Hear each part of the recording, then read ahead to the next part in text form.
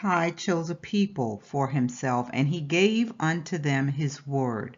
The oracles were given to one people, Israel. He separated this nation unto himself and placed a distinction upon them above the other nations.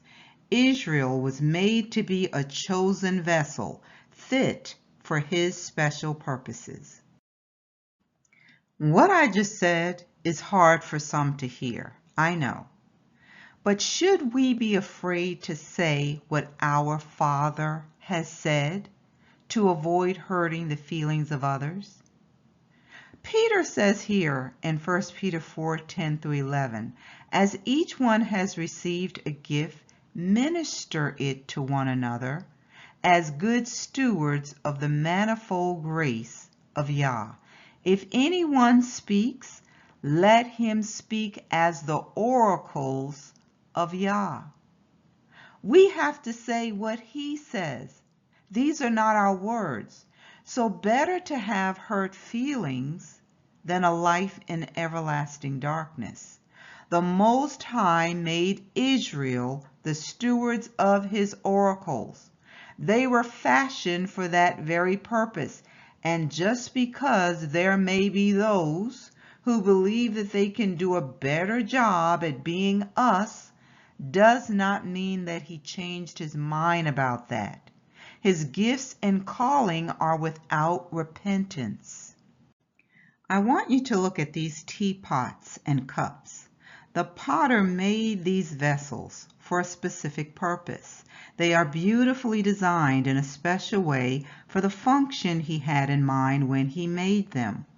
They were built with the purpose in mind. They can withstand hot water, warm, or cold. If we compare them to these flower pots, it's easy to see that they serve a different function. But if these vessels wanted to be teapots, how effective would they be? They can't hold water, especially if it's hot. Yet we have those of other nations trying to fill a role that has been reserved for the chosen people. They never stop to ask, why are they chosen? So in the last session, we talked about the oracles of the Most High and how he prepared a place and people for his word. He entrusted Israel with his statements or divine utterances. Listen to what Moses said to them before they entered the promised land. This is Deuteronomy 4:5 through 8. Surely I have taught you statutes and judgments, just as the Most High commanded me, that you should act according to them in the land which you go to possess. Therefore, be careful to observe them, for this is your wisdom and your understanding in the sight of the peoples who will hear all these statutes and say, surely this great nation is a wise and understanding people. For what great nation is there that has Yah so near to it, as the Most High is to us? For whatever reason we may call upon him. And what great nation is there that has such statutes and righteous judgments as are in all this law, which I set before you this day? So you see that Israel was to be a light to the other nations. They were supposed to be the representatives of the Most High in the earth. Now pay close attention here because this is a point often overlooked. This is Deuteronomy 5:1 through 4. And Moses called all Israel and said to them, Hear, O Israel, the statutes and judgments which I speak in your hearing today, that you may learn them and be careful to observe them. The Most High made a covenant with us in Horeb. The Most High did not make this covenant with our fathers, but with us, those who are here today, all of us who are alive. The Most High talked with you face to face on the mountain from the midst of the fire. So even Abraham, Isaac, and Jacob did not partake in this particular covenant made at Horeb. So there are covenants that are specific to the children of Israel. If they were not given to Abraham, how could those who believe they have the Abrahamic blessings lay claim to it? We're going to continue with Deuteronomy 6:20 through 25. Moses is still speaking. He says, when your son asks you in time to come, saying, what is the meaning of the testimonies, the statutes, and the judgments which the Most High has commanded you? Then you shall say to your son, we were slaves of Pharaoh in Egypt, and the Most High brought us out of Egypt with a mighty hand. And the Most High showed signs and wonders before our eyes, great and severe, against Egypt, Pharaoh, and all his household. Then he brought us out from there, that he might bring us in to give us the land of which he swore to our fathers. And the Most High commanded us to observe all these statutes, to fear the Most High for our good always, that he might preserve us alive, as it is this day.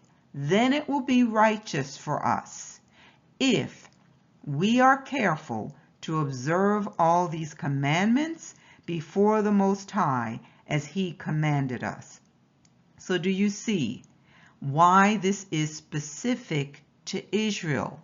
These things did not happen to Abraham, to Isaac, or Jacob, or to any other people for that matter. Continuing on with Deuteronomy 7:6 through 8. For you are a holy people to the Most High. The Most High has chosen you to be a people for himself, a special treasure above all the peoples on the face of the earth. Is that not a distinction? He said he placed Israel above all the peoples on the face of the earth. He did this. He said the Most High did not set his love on you nor choose you because you were more in number than any other people, for you were the least of all peoples, but because the Most High loves you, and because he would keep the oath which he swore to your fathers. The Most High has brought you out with a mighty hand and redeemed you from the house of bondage, from the hand of Pharaoh, king of Egypt. Now, we know the rest of the story, that our ancestors failed to obey. And this is what the Most High said concerning that in Deuteronomy 28:45 through 46. Moreover, all these curses shall come upon you and pursue and overtake you, until you are destroyed, because you did not obey the voice of the Most High to keep his commandments and his statutes, which he commanded you. And they shall be upon you for a sign and a wonder, and on your descendants forever. So in order to identify the people, it's not the blessings you should look for. If you're trying to figure out who the chosen people are, you look at those who fell under all of the curses. But did the Most High replace them with another people? Did he transfer their covenants to Gentiles? Let's find out. Continuing with Deuteronomy 31 through 7. Now it shall come to pass when all these things come upon you. What things? The blessing and the curse. We've experienced both. When all these things come upon you, the blessing and the curse, which I have set before you, and you call them to mind. Where? Among all the nations where the Most High drives you. And you return to the Most High, and obey his voice, according to all that I command you today, you and your children, with all your heart and with all your soul, that the Most High will bring you back from captivity. Does it sound like he planned to replace them with someone else or another nation? It doesn't sound like it to me. He says, I will bring you back from captivity and have compassion on you and gather you again from all the nations, where the Most High has scattered you. If any of you are driven out to the farthest parts under heaven, from there the Most High will gather you, and from there he will bring you. Then the Most High will bring you to the land which your fathers possessed, and you shall possess it. He will prosper you and multiply you more than your fathers. Did you catch that? More than your fathers. And the Most High will circumcise your heart and the heart of your descendants, to love the Most High with all your heart and with all your soul, that you may live. Also, don't miss this part. The Most High will put all these curses on your enemies and on those who hate you, who persecuted you. So what about the oracles? Did he entrust them to another nation? Paul says in Romans 3:2 that one of the advantages we have is that the oracles were committed to us. How is it an advantage if they also belong to the other nations? Do we have scripture saying that it transferred to the other nations? He also says in Romans 9:4 that to us belong the adoption, the glory, the covenants, the giving of the law, the service of the Most High, and the promises. Let's remind ourselves of what Jeremiah said in Jeremiah 33:19 through 26. And the word of the Most High came to Jeremiah, saying, Thus says the Most High, if you can break my covenant with the day, and my covenant with the night, so that there will not be day and night in their season, then my covenant may also be broken with David my servant, so that he shall not have a son to reign on his throne, and with the Levites, the priests, my ministers. As the host of heaven cannot be numbered, nor the sand of the sea measured, so I will multiply the descendants of David my servant, and the Levites who minister to me.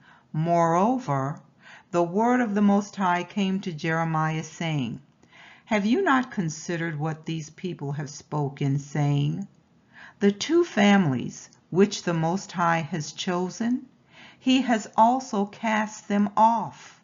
Thus they have despised my people. Who despised his people? The other nations.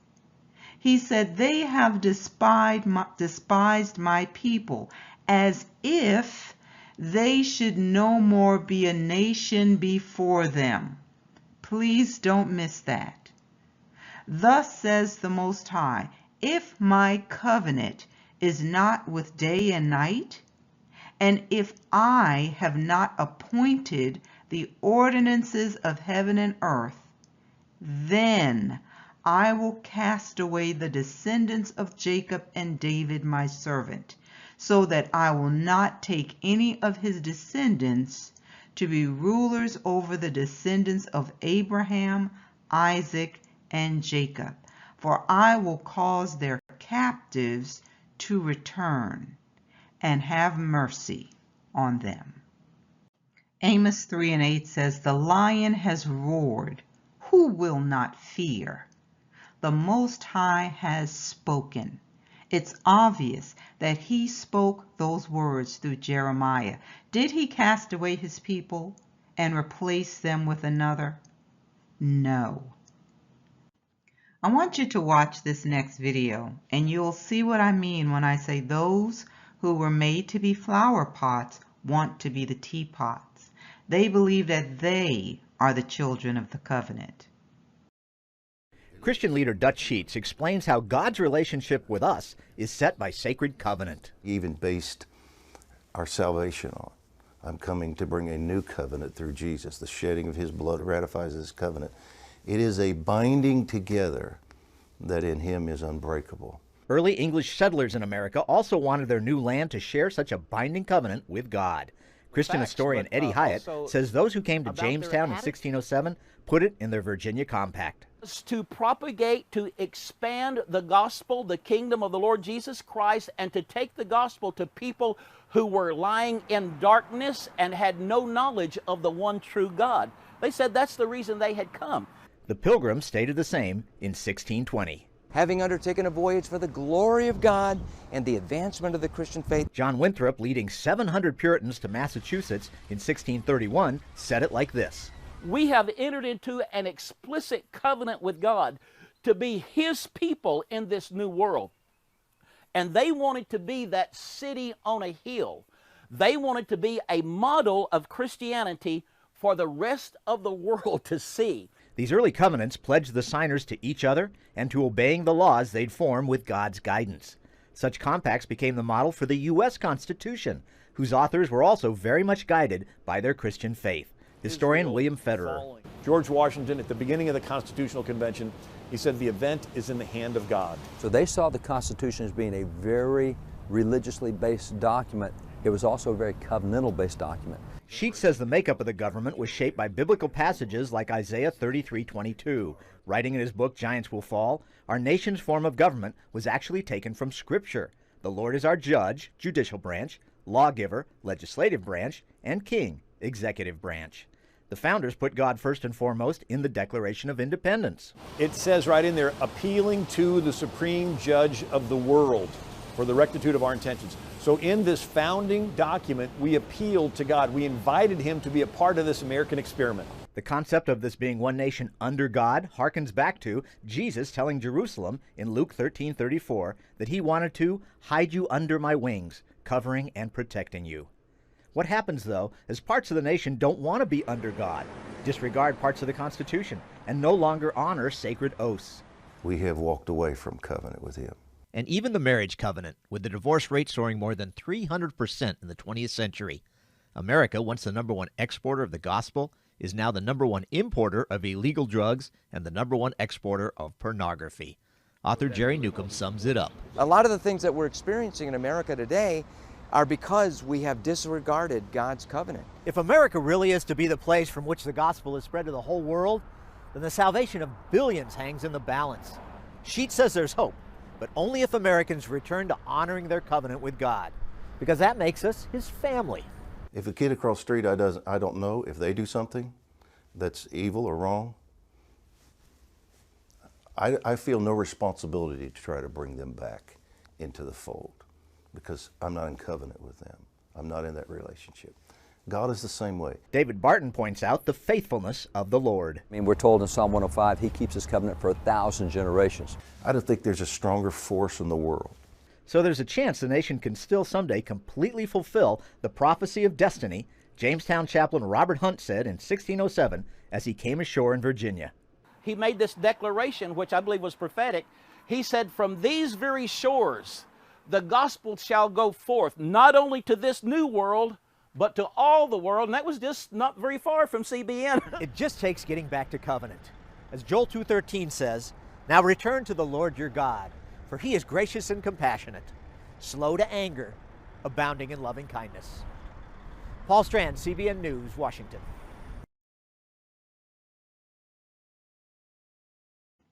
As you can see, this covenant is for America only. But when we say our covenant is for Israel only, there's a problem. Where's the proof that America has a covenant with the Most High? So watch this next video. This is from Lifey Project. Buckle up. Is America under a covenant with God? Why has America become the nation that it is? The undisputed world leader. Why is that? It's not a coincidence. It's God's plan. But so what is this covenant? Well, that led to a whole bunch of other research. Basically, if you start off going all the way back to the Garden of Eden, when Adam and Eve were expelled from the Garden of Eden, first off, where was the Garden of Eden? Well, it was in Missouri. So when they were expelled from the Garden of Eden, where would they have found themselves? Well, what is today the heartland of America? And there was this promise. In fact, the very first land of promise was named after Adam's great-grandson, Canaan. That's actually found in the book of Moses, okay, in the Pearl of Great Price. That this land of Canaan, it says that was the first land of promise. What was this promise? Well, the promise was essentially this: as long as the people were righteous, they could remain on the land. And if they became unrighteous, then God would have to remove them off of that covenant and promised land, because God cannot allow wicked people to remain on this special piece of real estate. So we get down to the point where we have Noah. The people become so wicked that God could not allow them to remain on this land, so he had Noah built the ark, and then the ark would have been built essentially in what is now North America. And then he ended up, of course, over in the mountains of Ararat, according to biblical sources. And he had his 3 sons, and then they spread out and so forth. And you had, if you follow the line of Shem down to Abraham, Isaac, and Jacob, then Jacob had his 12 sons. And then those 12 sons had got, well, let's go back to Abraham for just a second. So Abraham, because of an unflinching righteousness and obedience to God, and even being willing to sacrifice his own son, Isaac, he was blessed with a very specific set of promises. Oftentimes we call it the Abrahamic covenant.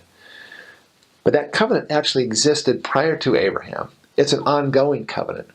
And basically that covenant has to do with 4 specific things. Number 1 is that covenant, Abraham was blessed that he would be given the land. In fact, in Genesis it says, all the land, he says, look to the north, south, east, and west, as far as you can see, to this land will I give it to your posterity forever, it says.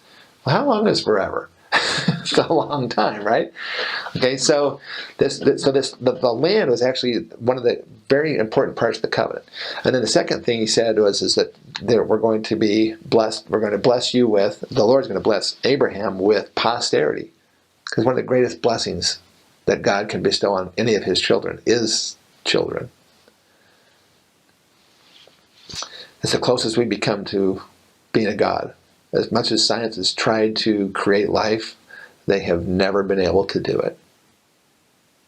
But yet, if we utilize the powers that God has put into our bodies, we're able to create life. It's an amazing thing. And then the third thing is that he blessed them with prosperity, that their flocks and their herds would do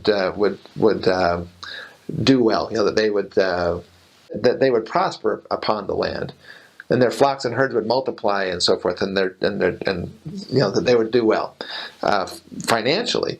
And then the fourth thing, it said that they would bless them with security. I like to call it God's iron dome. His shield of protection will be over that promised land and that promised covenant people. As long as they are righteous, God would literally fight their battles for them. And why was God going to do all this? Well, he told Abraham this. He said, it's kind of a covenant. Well, it is a covenant with man and between man and God. This covenant is basically this. God says, I'm going to give you these blessings, but in return, I need you to do something for me. What is that one thing? That one critical aspect, the one reason why all these blessings are going to be given to the people, the covenant people in the promised land, it has to do with one thing, and that is missionary work. It's all about, this covenant is all about missionary work. Now, people, well, what do you mean? What do you mean it's about missionary work? Well, in order to have a very powerful missionary force, what blessings are you going to need to have? Well, first off, you need the land. Why the land? Because God needs to establish a covenant, or I should say a a society of righteousness, a culture of righteousness. And so how many times in the scriptures has he done that? He's led his covenant people out of the civilization, the culture that they were in, which was not conducive to the gospel. He led them out of that culture and then reestablished them in a separate land where they could establish this culture of righteousness. Okay? So then after they establish the culture of righteousness, he's going to bless them with children, because the gospel has to be, go out, okay, heart to heart and spirit to spirit. And so it's going to require people touching other people. So God says, I'm going to bless you with the children that you're going to need to be effective in this. And then the third thing, having missionaries is not cheap. It takes money. It takes a huge amount of the budget of the church to run the missionary program, and even and families as well.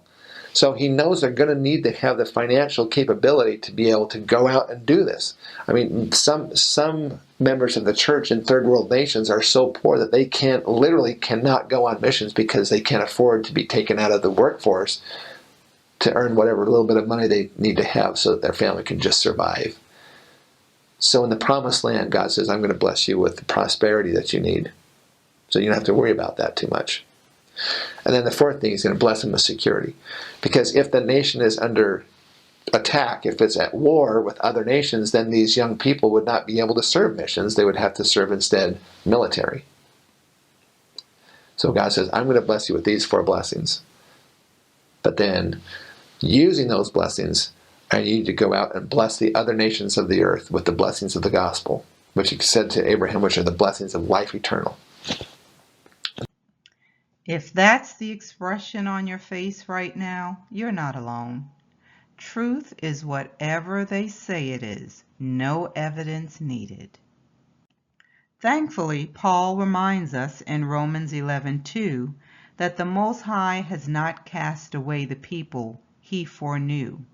Was America ever in covenant with the Most High? Absolutely not.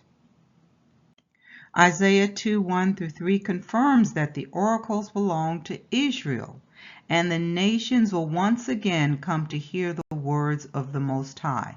It says the word that Isaiah the son of Amos saw concerning Judah and Jerusalem.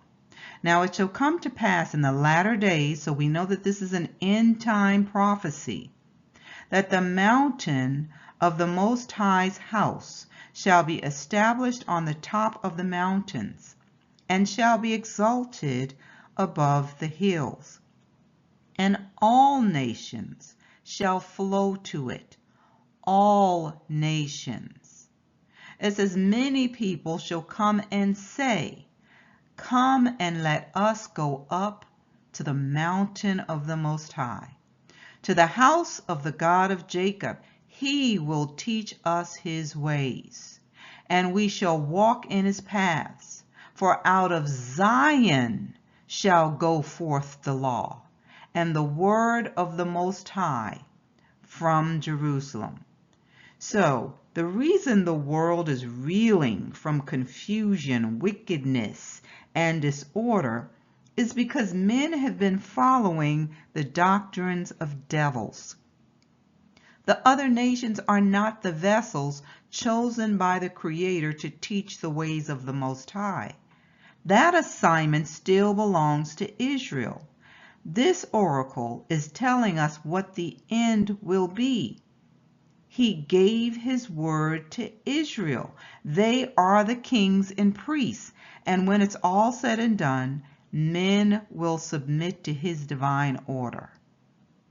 Israel, that is the nation that was supposed to receive and share the oracles of the Most High. Yes, there have been times when he has spoken to those of the other nations, but they were not the vessels prepared to receive and share the oracles to the world. And that may explain why Gentiles use the Bible to enslave, rape, murder, and steal the resources of other nations. Let's wrap this up with these verses from Jeremiah 46:27-28. It says, but do not fear, O my servant Jacob, And do not be dismayed, O Israel, for behold, I will save you from afar, and your offspring from the land of their captivity. Where are they? In the land of their captivity. Jacob shall return, have rest, and be at ease. No one shall make him afraid. Do not fear, O Jacob, my servant, says the Most High, for I am with you. For I will make a complete end of all the nations to which I have driven you. But I will not make a complete end of you. I will rightly correct you, for I will not leave you wholly unpunished. So this confirms for us that he has not replaced us with another people. The covenant and the promises still belong to us, to include the oracles. Family, with everything going on right now, these are words to live by. We have a prophetic word from our Father that says he's going to save Israel in the last days. He says he will save the offspring of Jacob from the land of their captivity, just like he did when we were in Egypt. He brought out with a mighty hand. So the safest place for us to be right now is in his perfect will. He knows and he sees everything that's going on around us. What does he say? Do not fear. That's a word for someone. So we're going to continue with this in the next session. If this message has been a blessing to you, please hit the like, share it, and you're welcome to subscribe if you have not already done so. Join me next time. Be blessed, family.